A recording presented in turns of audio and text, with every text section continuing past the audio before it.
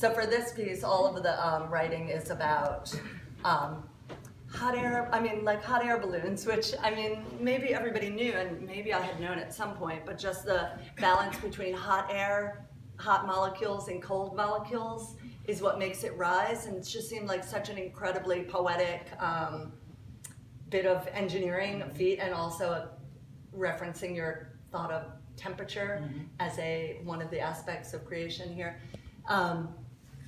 But then also the idea of totem, like holding on to a space of like using a dolphin to put on your hot air balloon in a way so cruel, you know, and just like pulling out of context this element. And we have such a romantic notion about dolphins. So a lot of that writing is about dolphins, about Denise Herdsing, who's an amazing dolphin researcher right now, who's making machines to translate dolphin communication into English. Also the scientist whose name I'm forgetting right now, but he was like a horrible Frankenstein dolphin person. Does anybody know? Lily? Lily, thank you. Yeah, John Lilly. So a lot of that was like reading about him in Frankenstein. Well, he was Frankenstein. He put like electrodes into their bodies and built an entire home where, I mean, he's incredibly fascinating, and he was dosing dolphins with LSD and. That was the story where he had the facility where the woman fell in love with the dolphin. Yeah, or maybe fell in love, or maybe didn't. They had some slight sexual things that happened. Oh. Yeah. Well, really, she was just like helping him. You know, like all right, I'll jerk you off, and then we'll get back to work. But it was really blown out of proportion to be something that was more sexual on her behalf than sort of just this animal. Like, all right, I'll take that mat out of your fur. Maybe. I don't have a lot of dolphin experience. But mostly trying to think about just spending time. And so when the accumulation of the sentences is some sort of treatise on why are we using dolphins to adorn this thing we're going to send up into the air? You know, why do we feel like that's a nice representation of our human flight or human ambition? And then a lot about just the sort of technology of communication with animals, because they're such a totem for that, you know, like sort of the open space of that. Should I do the other ones as well? Okay. Yeah. So this piece is, there's some metal flowers. That photograph is so touching to me. It's just of a wall, and that you know, kind of like this wall and the ceiling, and there's a little bit of a metal adornment in the lower corner, which is this kind of metal leaf sculpture. And it's just an incredibly lonely, strange photograph that I happen to have. And so all of the writing that goes with that one is about metal sculpture and the transformation of metal, metallurgy, early metallurgical, you know, like alchemy and all of the first discoveries. Also phytoremediation, which is when we use plants to suck up the dangerous chemicals in our soil. Like in Baltimore, lead is a common one, and there are certain plants that you can use to pull the chemicals out of the soil. So thinking a lot about just like how we will craft something in a representation of the natural thing, something which has none of the like romance or beauty. And what is the romance and beauty of a flower? Probably death, you know, like the quickness of death. You know, that's something that I feel like it's hard to think about a flower without thinking simultaneously about mortality. So the impulse to make something in like a non-dissoluble material like metal feels like a holding off of the fear of our existence. Like, I'm not going to bring fresh flowers or a branch into my house, but I'll put this metal sculpture on the wall and let it suffice. Yeah. So that's what those are in. That one is about Behind Spoon, and Jenny is you don't have to pop down. That's a sculpture, you really can't tell from that print, of a half woman, half bird creature. And so all of that writing is, what is the sentence on the big one? It says, for glory, we add the attributes of another species to our heroes and expect they will rise above. Yeah, that one is actually my favorite. Just thinking like that, you know, like Spider-Man in the Spider-Verse.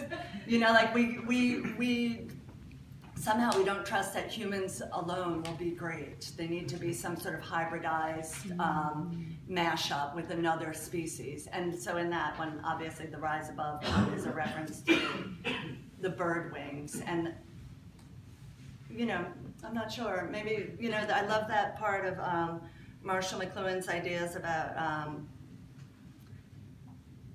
like leg or cars as super legs, you know, like we're slow and so we have to have a car, or airplanes as bird simulation, because humans were pretty weak, you know, we're pretty defenseless. Our only defense is our story. We can build a story. So I can see a little rustle in the corner and think like, oh, it's probably a tiger, go hide, you know, like, and I had to build that story in order to move that. So like, I think maybe our superpower or our defense mechanism is narrative.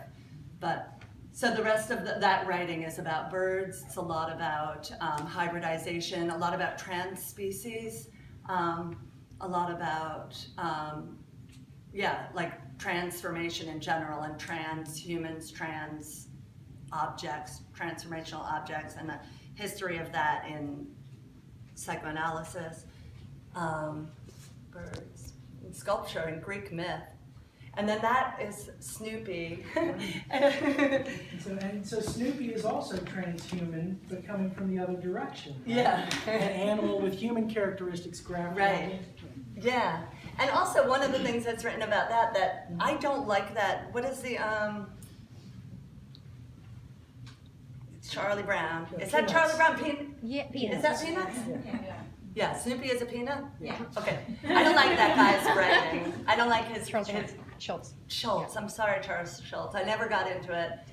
I never like tried to. It could be great, but that character in reading about it, and yeah, it is. I hadn't thought about that he's going in the other way. That character Snoopy is a writer. Mm-hmm. Did you guys know that? Yeah. He's a writer, but he can't write. He's eternally got writer's block. It's also a pilot. But he's not really a pilot. He doesn't go up, right? Isn't it just in It's his imagination? Yeah. Maybe. Yeah. He has fantasies. In the doghouse. Yeah. He's in the plane, but he's just like A fighter pilot, Like, right? yes, And he has yes. a whole And he has a other... star. The Red Baron. Red Baron. Yeah. Yeah, I just feel like it's such a sad character to make. You know, like, They all are in a way when you they're think sad, about it. yeah, they're too sad, but I'm protective of dogs. I'm not worried about the kids that much. Okay, But I just think it's such an interesting Woodstock. thing to write a character. Woodstock. What can we talk about Woodstock? Oh, Woodstock is The a bird, right? Yeah. Cecile, what do you think about I Woodstock? can't really, I don't know. The reason I know this because I was thinking about it, like, and I did some research on Snoopy, and I remembered how depressing that whole strip was. But yeah, so that image is a lot about writing about a lot of it as meditation, and you know, the sort of like neuroscience and what happens to our brains, particularly our beta waves when meditating, and the sort of ways that we can have a sort of internal morphology through the practice of meditation. Also, obviously, the humor of Snoopy meditating. Also, a lot about laying out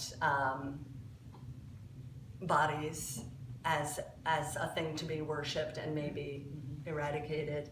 And also this kind of thing about elemental control, like taking the sand and putting it into a discrete shape. So you kind of cycle all the way back to the insanity of controlling water. Yeah. Like the same thing, like making sculpture out of sand and expecting that it would have any kind of stability or permanence or lasting power. And actually a bunch of them, I don't know if you read those, or that's why, but a few of them are about the physics of sand. How sandcastles stay together is super fascinating, just like how molecules will hook onto each other.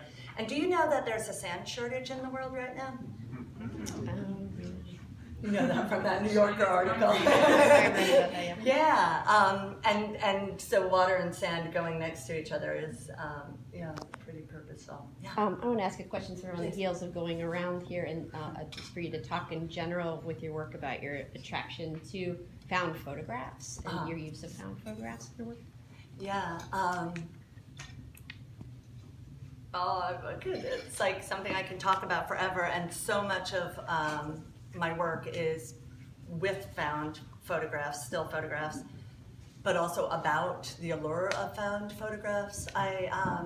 And maybe it's in thinking about what Buck said about the sort of communication of that, the dialogue that art sort of generates. I think about photographs as, and it's even more so now, it's sort of mind-boggling, it's an art that we are all, almost all, actively engaged in, and that is really profound to me. So thinking about like that photograph, or just, I have thousands of found photographs, and just like what somebody chose to take a photograph of, or what somebody chose to let a photograph go of. I have a series of photographs of this woman's giving birth. It's like the baby's head crowning, milky thighs. Wow. Yeah, and it's like 12 shots of the baby coming out, and it's like, how did this get disappeared? What happened that it flew out into the world that I now have it? Where did you find it? In Milwaukee. I don't remember where. In Milwaukee. Oh, I'm gonna say no more. It's cold. Yeah.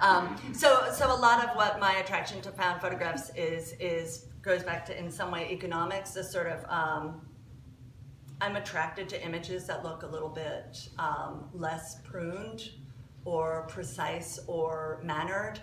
I'm attracted to the impulse of everybody, like people that put up holiday decorations, like somebody that's not interested in art, and then once a year or 3 or 4 times a year get deeply into installation work, and it's, people go far and are creative, and all of the things that we think about as artists, the idea and then the actual technology of the idea and having to make it and the actual labor of going through it. It's a lot of work in setting up those spaces, but photographs are one that most everybody gets down with making photographs, and they are so deeply poignant to me when they get lost. We never, sometimes I also have a lot of found letters, but it's less regular, and people are less regularly involved in creating that sort of space. That's for sure. Yeah, hi. Can I ask you a technical question? Sure. How do you I'm scared. organize all those photos? How do you what? Organize.